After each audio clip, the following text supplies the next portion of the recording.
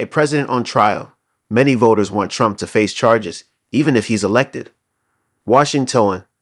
A majority of Americans think it would be wrong for Donald Trump to have the Justice Department drop federal charges against him if he wins back the White House, according to a new U.S. State Today/Suffolk University poll.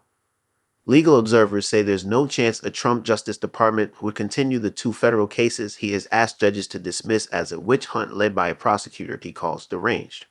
But nearly 58% of likely voters who responded to the poll said it would be wrong for Trump to direct the department to drop the charges, compared to 30% saying it would be the right thing to do. Nearly 1 in 10 were undecided.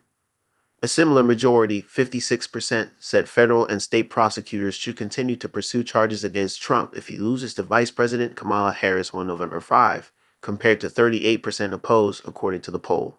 Nearly 5% were undecided. The poll of 1,000 likely voters taken by landline and cell phone October 14 to 18 has a margin of error of plus or minus 3.1 percentage points. Some voters talked about the importance of treating Trump like anyone else accused of a crime.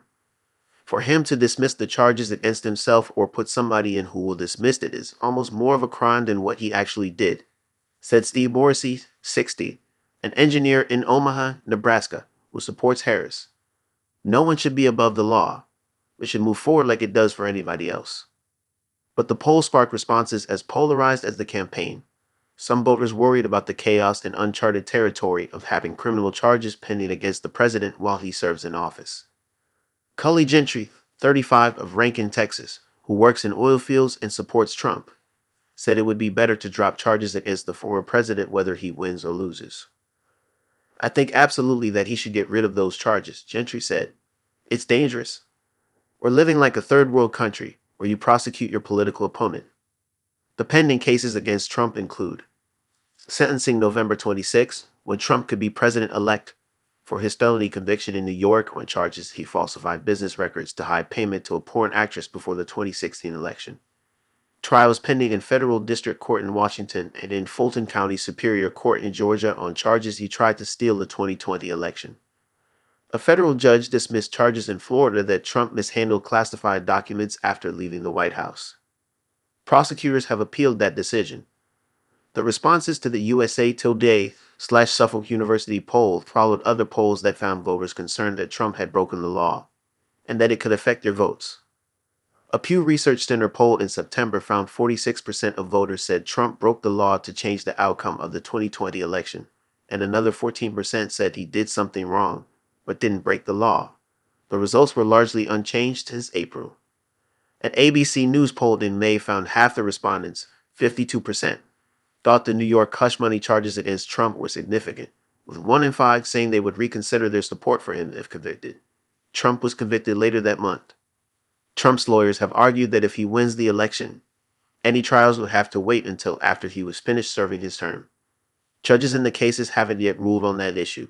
Trump has also said he could pardon himself or fire the prosecutor, Justice Department Special Counsel Jack Smith, in the two federal cases. Marcy Michaels, a retired nurse in Verona, Pennsylvania, who supports Trump, said she thought the charges would be dropped if he loses because she believes they were pursued aggressively to prevent Trump from campaigning for re-election. She said she doubted Smith would have pursued an indictment if someone else were the Republican nominee.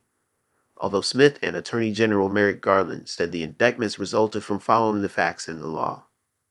I think the aggressiveness of pursuing these charges was directly related to how well he was doing with the polling to become the nominee, Michaels said.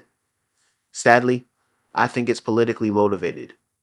Wendy Rhodes, a temp worker for Santa Cruz County in California who supports Harris, said she expects Trump to push the Justice Department to drop the charges if he's elected. But she would like to see the federal election interference trial go forward. I think that case is very strong. He incited a coup, and he invited people to come on January 6, Rhodes said. I believe he would have walked down to the Capitol with them if the Secret Service had allowed him. Trump's driver on January 6, 2021, testified to a congressional committee that Trump asked to be driven to the Capitol that day, but the Secret Service prevented it.